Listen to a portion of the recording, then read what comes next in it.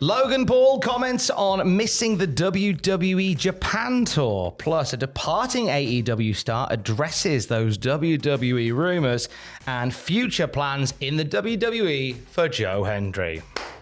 It's all in the Cultaholic wrestling news right now. So a new episode of Impulsive sees Logan Paul chatting with Dirty Dom Mysterio, but one of the talking points on it came from something that Logan Paul discussed. Yes, so Dirty Dom, as Tom mentioned, was the guest on the podcast, and the conversation turned to something I don't know if Logan Paul's talked about too much since his infamous apology video for it, but the very offensive video filmed in Japan's, apologies for my pronunciation, Aokigahara Forest, a video that has since been deleted and Logan Paul obviously apologized for, one that continues to be brought up to this day by critics of Logan Paul because it was just a very bad incident, wasn't it? Very bad incident. Now, many believe that WWE ran this tour of Japan without Logan Paul due to Logan Paul being banned from Japan.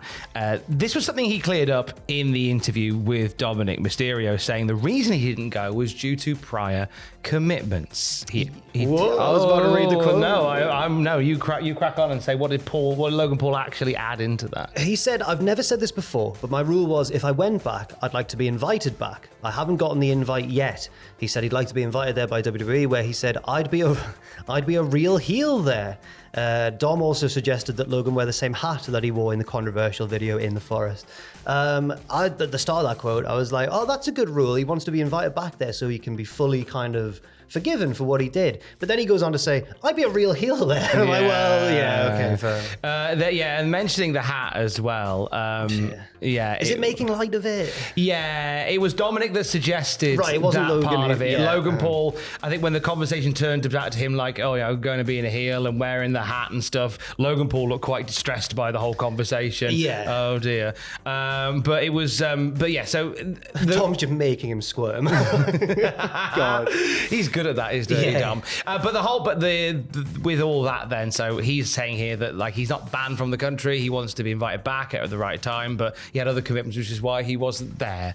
We'll keep an eye on that one, no doubt. As we're keeping an eye on Penta, you cheeky rainbow. There it is there. Stalactites. Yep. There were reports yesterday that stated that Penta was heading to Orlando. Now, the intimation being that if you watched yesterday's news video, it was either the WWE Performance Center or the Orlando Fishery. We're pretty sure it was the former, no disrespect to the latter.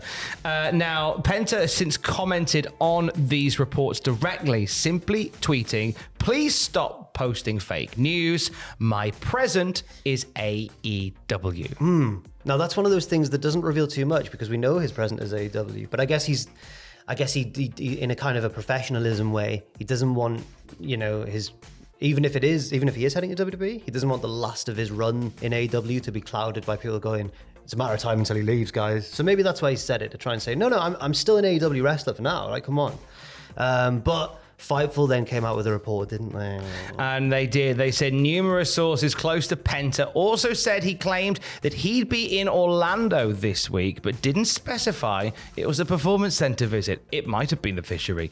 He remains on the AEW roster page, and there were several within AEW that said if his deal actually hasn't expired, the company could tack on injury time to both. A claim internally was that the Lucha Brothers didn't want to do business in the appropriate ways that many exits from the company and other companies in general have done in the past. What do you think that means? Like losing a feud, losing matches on the way out was my first instinct when I read that. I thought it's putting over another team on the way out. They probably didn't, according to this report, they weren't that keen to do that. Yeah, according to the Fightful report, who add that there might be a good reason for Penta to publicly deny the reports because they say, quote, multiple sources in AEW today believe Penta pushing back on the reports is so his brother will be able to leave AEW without contractual hurdles. So yeah, I guess he hasn't got just his own contract status in mind. He's got to think about Ray Fenix's as well. Because the whole idea idea is that, according to these reports, they are coming as a package to WWE, which WWE are more than happy with.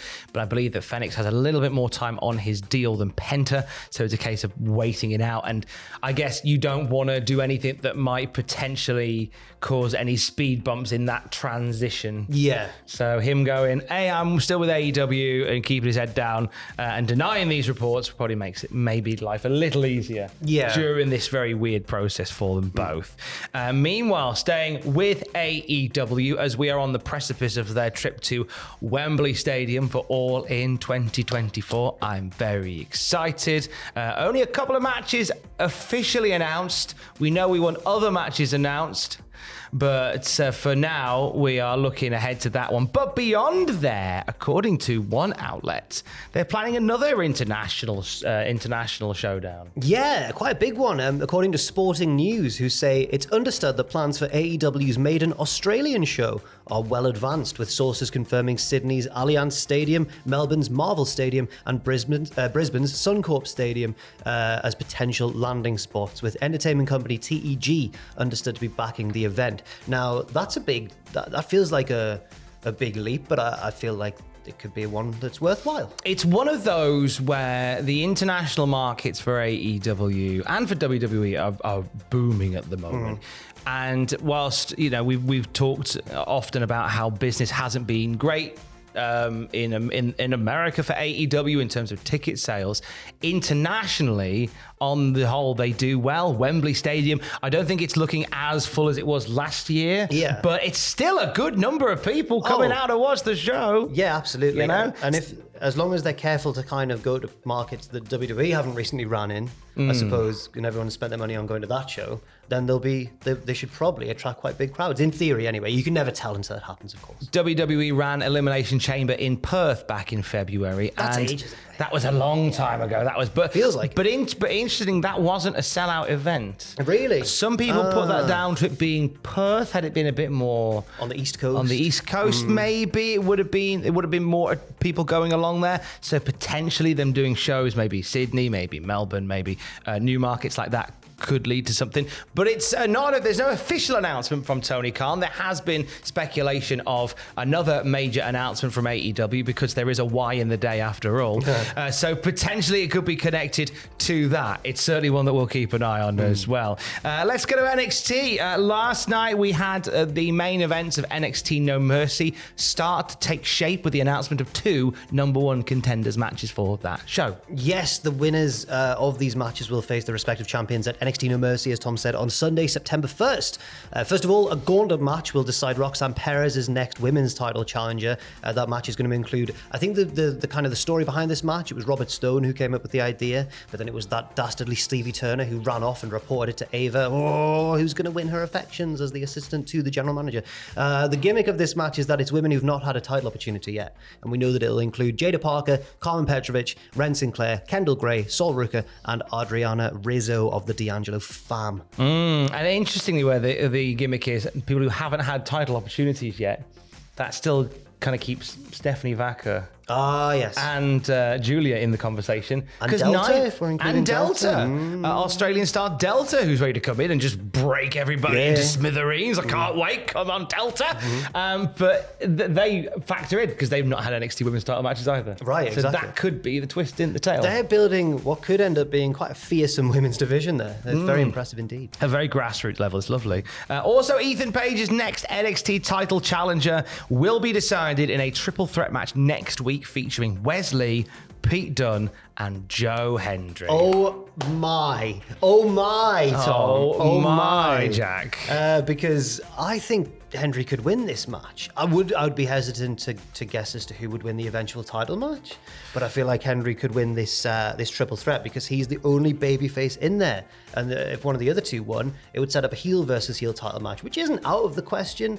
But if you look at the support Joe's got as a babyface at the moment, that initially leaps off the page as the result, the number 1 contender that makes the most sense. That would be...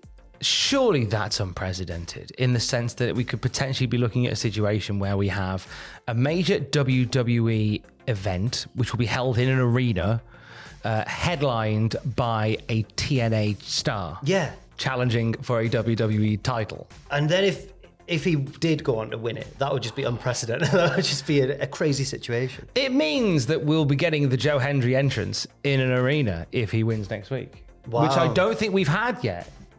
Quite worthwhile, quite worth seeing, wouldn't it? Oh, a little bit, yes. I feel like he has to win at least this number one contenders match. But then again, Wesley does have a lot of momentum. He's just turned heel, betraying his fellow Rascals stablemates. Pete Dunne is just coming off the back of a huge win over Trick Williams. Oh, it's all up in the air. But if I was a betting man and never bet on wrestling, it seems like Hendry's the favourite there. If I was a betting man, I'd put a $5 on Tom Campbell next saying, "Are you twitching tonight, Jack?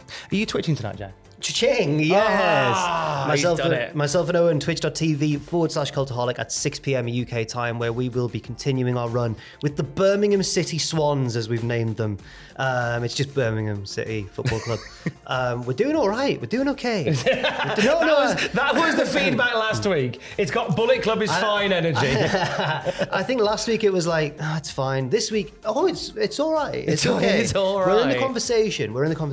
And if you haven't done so already, check out the conversations between Jack and MJF. They went down and had a chat in London over the weekend ahead of MJF's match at Summer Sizzler. It's a 45-minute tour de force and genuinely one of my favourite interviews we've ever done on this channel. And it waits for you in its entirety on the podcast feed, but you've got to watch the YouTube video for the full version, because some questions MJF answers with his face. If you see what I mean. Yeah. And yours as well. I tried hard not to break at various points, but I did laugh when I suggested, is Jericho as good a singer as you? And like you say, he answered it with his face. He answered it fabulously with his face. That's on the YouTube channel right now. And for the latest wrestling news at any time, you can check out cultaholic.com. Stay safe.